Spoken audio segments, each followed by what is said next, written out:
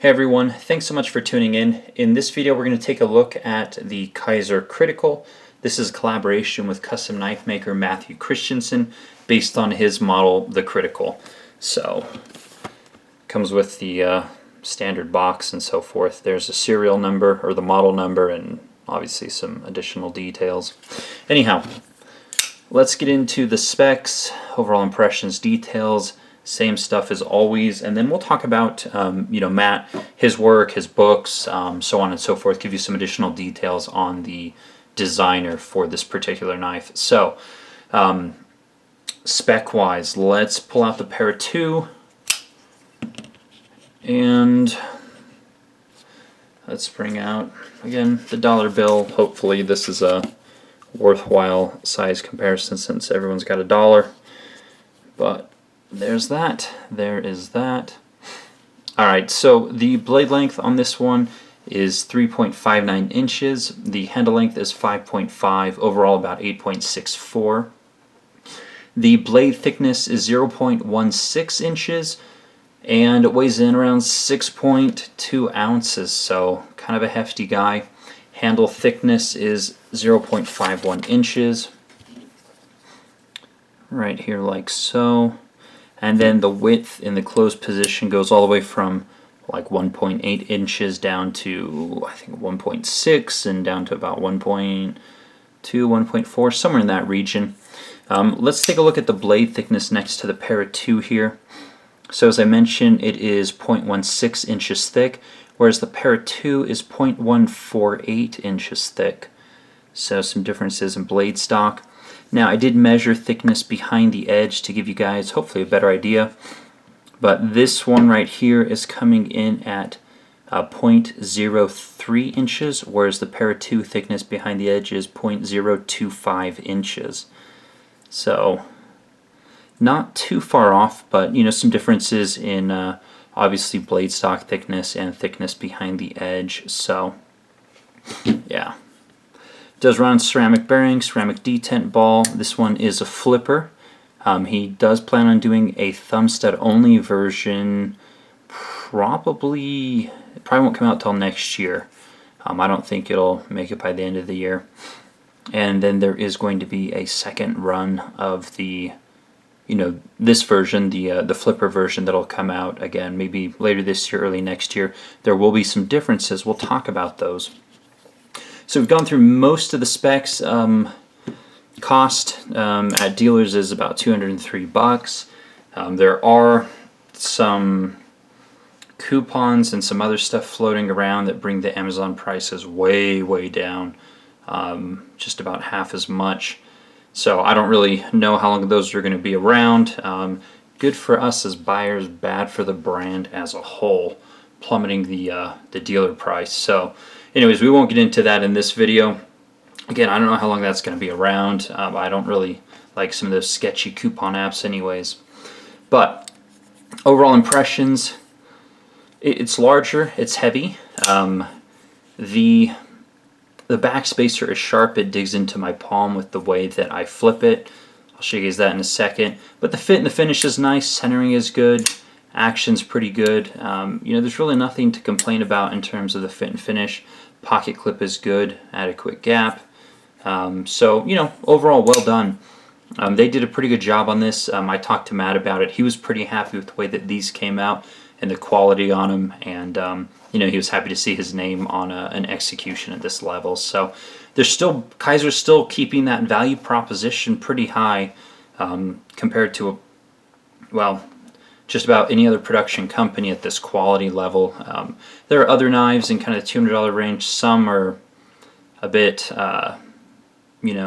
hit or miss with fit and finish. So, all right, let's take a look at the details. So this is a Warncliffe style blade. Obviously, we have our long, straight edge here. So I guess you can call it. There's a swedge up top. A pretty nice stonewash finish.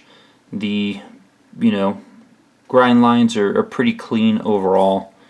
It's a good looking blade. Here's Matt's logo and the Critical. Secondary bevel is nice and clean. Again, it's really consistent on this one, no complaints.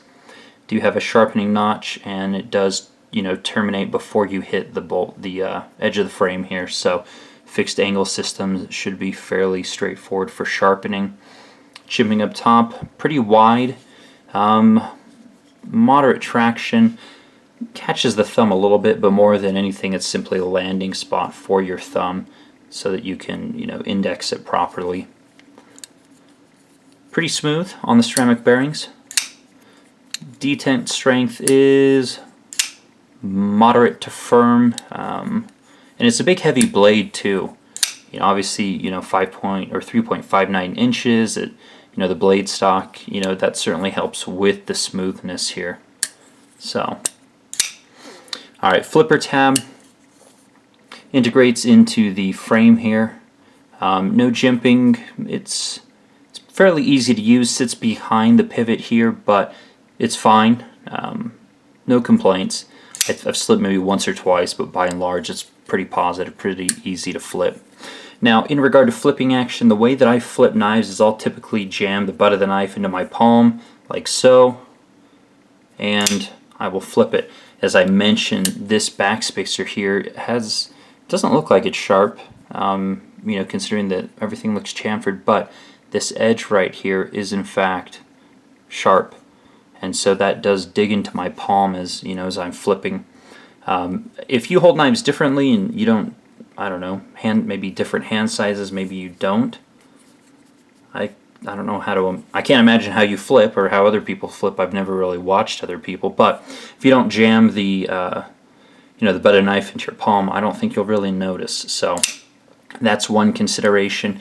The second version that'll be coming out, a couple things Matt didn't really dig on this first one. He didn't really like the titanium pivot collars with the kind of faux Timascus Mokutai look, the multicolored. I kind of like them. I think they're fun. But the next run, these are going to be all blue to match the backspacer. The pocket clip will be blue to match the backspacer. And then they will round the edges on the backspacer for the second run. So that'll be some changes on the subsequent run here. And yeah, again, I'm not sure when those are coming. Could be end of this year, could be next year. No tentative date as of yet. So the handle, you have some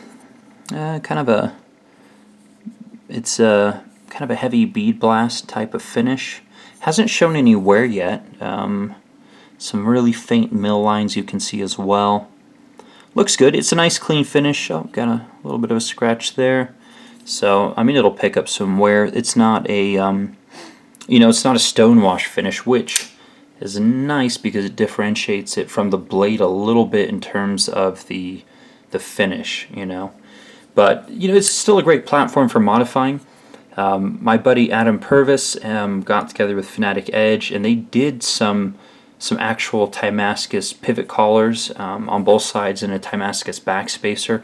I'm not sure how many they did, but they did upgrade some of these with the actual parts instead of kind of a faux anodized looking parts. So again, I'm not sure what that cost. I'm not sure they're making any more, but there's an option to get the right craftsman to do some mods on this one, basic anodizing, other things. The edge doesn't come close enough for me to jam my finger there and touch, so plenty of space. You can see all the lint in there. Ugh. I've carried this one a number of times trying to get a feel for it. Alright, so anything else on the handle? The holes here, aside from visual interest, they actually give me a little bit more traction. For flipping, when I hold it, it adds some nice spots to get a little more grip, and then especially when closing it, seem to kind of like to pinch it like so. Pocket clip is really well done. I don't feel it in the hand at all. Again, hand size, your mileage may vary, but does not bother my hand in the slightest, and it works very well. It's nicely machined, goes in and out of the pocket without any problems, so the pocket clip is really well done. No sharp edges here on the lock bar cutout. Chamfering on the inside. For my thumb, it leaves plenty of space. This knife's easy to disengage. Nothing sharp. Lockup is right there. It's about 40%. Completely solid. No play. and then centering is spot on. So, you know, the fit and finish is quite nice on this one. You know, no real complaints. Inside, no skeletonizing, you know, aside from the holes here, which help to reduce some weight. Balance is spot on right at the finger choil. And, you know, visually, I think that this Wharncliffe has better visual balance than some other ones where the handle's wide, but then the blade is kind of thin. This one has a good visual balance. So, anyways, nicely done. Let's talk about Matt. So, Matt Christensen, I met him, I don't know, probably a couple years ago at Blade Show, probably 2016. Really nice guy. I think his work is quite good. He started modding knives back in 2008, went full-time in 2012. He's out in Illinois. I think he's like 30 minutes south of Chicago or something. But he did work for Dave Curtis at Curtis Knives for a while. And from there he went, you know, left and went full-time for his own thing. But books are currently closed. He likes to have as short a wait as possible, so he doesn't do, you know, years and years out on his books. But he will randomly offer spots as he has, you know, as he finishes builds, and so he does that on his Facebook group or Instagram. So if you are interested in his custom work, you know, maybe you like this one but want something a little bit more, or one of his other models, that's the best way to try to get on his books, is to follow him on both Instagram and Facebook, and, you know, keep an eye on when he does posts, and maybe one of those is, you know, next person email me gets on the books or something. So he does Blade Show, he typically does the USN show, and then he does the Kentucky show. I don't know anything about that show, but I assume it's quite small. And the nice thing about small shows is that there's less people, and it's actually easier to get knives off makers' tables, you know, if you can make the journey out to some place like Kentucky. So, what else? I think that's pretty much it. You know, his starting price is somewhere around $600 to $800. And he typically spends around 12 to 15 hours per knife. So he puts a good bit of time in, and if that doesn't sound like a lot of time to you, it kind of is. Some makers only have a couple of hours into each knife, so you know, when you handle them, you can tell.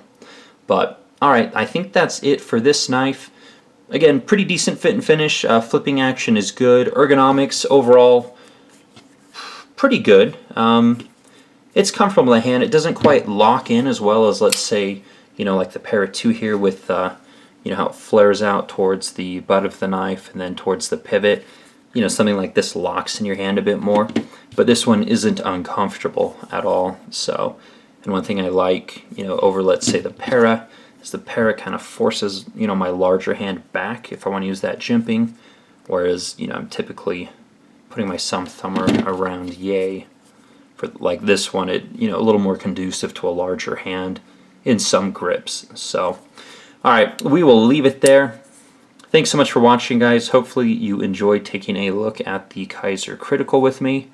And yeah, I look forward to the subsequent run with, you know, the D-horned, I guess we can call it backspacer, and some other things. So, alright, more videos to come. Take care.